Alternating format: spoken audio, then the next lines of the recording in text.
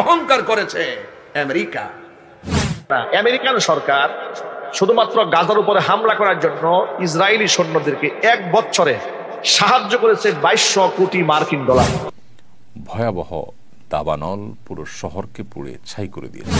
ক্যালিফোর্নিয়ায় হলিউডের পুরো এলাকা তছনছ করে ফেলাইছে। वक्त का सुपर पावर जिसके पास पेट्रोल मिसाइल की कोई कमी नहीं। आग लगी कैसे किसी को नहीं मालूम। আমেরিকাকে কেউ পাকড়াও করতে পারে না বলেছিল না দম্ভ ভরে।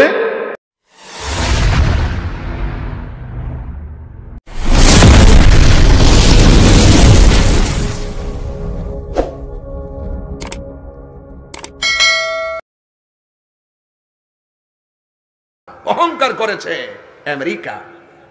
কে করেছে?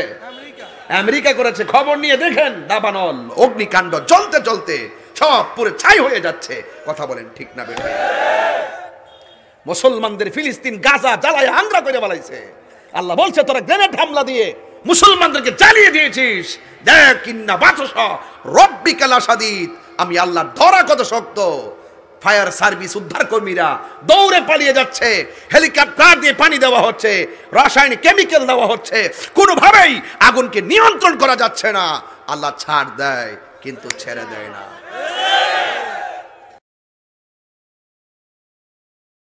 আমরা অনেক ইতিমধ্যে শুনেছি যে আমেরিকার হলিউড নামক একটি শহরে ভয়াবহ দাবানল পুরো শহরকে পুড়ে ছাই করে দিয়েছে। টানা 2 দিনের অধিক সময় ধরে শুধু পুড়ছে তো পুড়ছেই এবং কোনোভাবে সে আগুন থামছে না। যে শহরে এই ভয়াবহ অগ্নিকাণ্ডের ঘটনা ঘটেছে সে শহর নানা কারণে পরিচিত বিশ্ববাসীর কাছে, বিশেষ করে অশ্লীলতা, বিবাহ বহির্ভূত সম্পর্ক, হারাম রিলেশনকে প্রমোশন করা এবং অন্যায় অশ্লীলতার যে জোয়ার সয়লাব, এটার জন্য এই শহরটা নানাভাবে পরিচিত। আমেরিকাকে কেউ পাকড়াও করতে পারে না বলেছিল না দম্ভ ভরে। ফিলিস্তিনকে বোমা মেরে ধুলোয় মিশিয়ে দেওয়া হবে। আল্লাহ পাক বোমা মেরে আগুন মেরে জ্বালিয়ে পুড়িয়ে মারবি তো দেখ আগুন কেমনে আমি লাগাই। ঠেকা আগুন, আগুন নিভাতে পারছে না। আল্লাহ ঢিল দেন, ছাড় দেন, ছেড়ে দেন না। ক্যালিফোর্নিয়ায় হলিউডের পুরো এলাকা তছনছ করে ফেলাইছে। বড় বড় বিল্ডিং ম্যাসাকার হয়ে গেছে। মক্কা মদিনায় রেড অ্যালার্ট জারি হয়েছে, জানেন তো? গাজার মুসলমানরা হয়তো আজকে খুশি, কারণ যাদের সহযোগিতায় গাজাবাসী জ্বলেছে আজকে তারাও জ্বলতেছে। ডিরেক্ট যদি বলি তাহলে অনেকে কষ্ট পাবে, তবে এমনি এমনি এগুলো হয় না। আল্লাহ দেখেন, ছাড় দেন, একেবারে ছেড়ে দেন না। ঠিক কেনা? কেন? আপনারা শুনে অবাক হবেন, এই তথ্য হয়তো অনেকে জানেন না। আমেরিকান সরকার শুধুমাত্র গাজার উপরে হামলা করার জন্য ইসরায়েলি সৈন্যদেরকে 1 বছরে সাহায্য করেছে 2200 কোটি মার্কিন ডলার। ডোনাল্ড ট্রাম্প ক্ষমতায় আসার আগ মুহূর্তে এটা একটা তার নির্বাচনী ইশতেহার ছিল, ইহুদিদের সাপোর্ট পাওয়ার জন্য। সে ইহুদি ইসরায়েলিদেরকে সাথে নেওয়ার জন্য বলেছে যে আমি যদি ক্ষমতায় যেতে পারি তাহলে গাজাকে আমি একটা মৃত্যুপুরীতে পরিণত করব এবং গাজাকে জ্বালিয়ে পুড়িয়ে ছাই বানাই দেব। ঘৃণার সাথে কন্যা উজুবিল্লাহ, ওরা গাজাকে ছাই বানাতে চেয়েছে, আল্লাহ তাআলা ওদের রাষ্ট্রকে জ্বালিয়ে পুড়ে ছাই বানিয়ে দিয়েছে। ক্যালিফোর্নিয়ার দিকে একটু তাকান, লস এঞ্জেলেসের দিকে তাকান, অবস্থাটা হয়েছে কি?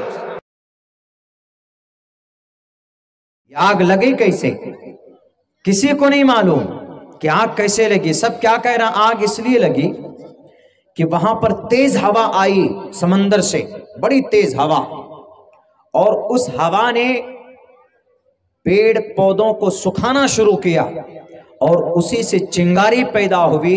हरे पेड़ पौधे जल रहे हैं वहां पे। और कहा गया कि नहीं, एक आदमी की साजिश है, एक आदमी ने आग लगाई है, उस आदमी को पकड़कर जेल में डाल दिया, लेकिन उसके बाद भी 2-3 शहरों में और आग लग गए। यह है अल्लाह तबारक व तआला आज भी वमकरू वमकर अल्लाह वल्लाहु खैरुल माकिरीन। दुनिया वालों, तुम करो तदबीरें, अल्लाह से बेहतर तदबीरें करने वाला इस कायनात में, इस पूरे ब्रह्मांड में कोई नहीं। हॉलीवुड फिल्म देखते हैं ना हमारे नौजवान, सबसे ज़्यादा पैसे में शायद बनाई जाती है बॉलीवुड की 100 फिल्में एक तरफ, हॉलीवुड की एक फिल्म एक तरफ, यानी इतना बजट होता है उनका 1,000 करोड़ रुपए का, तब जाकर हॉलीवुड की फिल्में बनती है। तो ये आग उसी जगह लगी है जहां पर हॉलीवुड के बड़े बड़े स्टार रहते थे। जानते हैं वक्त का सुपर पावर, जिसके पास पेट्रोल मिसाइल की कोई कमी नहीं, जो पूरी दुनिया में दादागिरी करने में मशहूर है। अमेरिका से लेकर यूरोप और न जाने कितने ममालिक एक साथ खड़े हैं। क्या कभी आप ये नहीं सोचते, हमारी आंखें तो बहती हैं, दर्द तो होता है, तकलीफ तो होती है, लेकिन प्राउड फील भी होता है कि इतने सारे कुत्ते अगर भौंक रहे हैं तो एक छोटे से इलाके के लिए महीने भर 40 दिन से जंग करके तबाह कर डाला, बम बारूद से पूरे शहर को राख कर डाला। लेकिन मेरे अजीजों, मेरी इस गुफ्तगू को याद रखना, चंद दिन आएंगे फिर देखना आप उन्हीं गज्जा के बच्चों के हाथों में परचम इस्लाम लहराता हुआ देखेंगे, और उन जालिमों के आंखों से आंखें मिलाकर बात करने वाले जवानों को पूरी दुनिया आलोचना कर रही है, तनकीद कर रही है, ये बच्चों के कातिल हैं। एक नुक्ते की बात अर्ज कर रहा हूं, हॉस्पिटल पर बम गिरा देते हैं। आपको पता है फिलिस्तीन में अभी तकरीबन 8,000 बच्चे मारे गए, जिनकी उम्र 6 महीने, साल भर, 2 साल, 4 साल, 5 साल।